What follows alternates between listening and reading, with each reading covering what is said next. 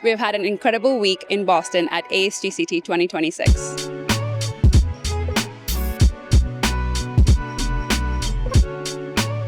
Seeing the scientific community come together around a shared goal of advancing therapies for patients has been incredibly encouraging, and the future of gene therapy feels bright.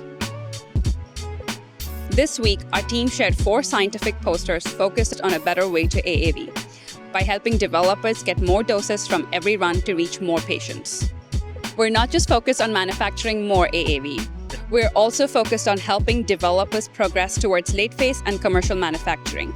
I was also honored to present my poster on late-phase manufacturing and process characterization.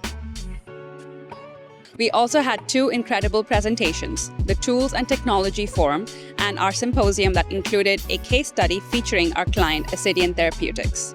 And as always, we wrapped up the week with our Forge reception, bringing together clients, partners, and friends for the conversations and collaborations that make meetings like this so meaningful and help move the field forward. Thank you, Boston. It's a great week for ASGCT here, 2026. But we're looking forward to next year when ASGCT comes to Philadelphia, my hometown. Go Birds!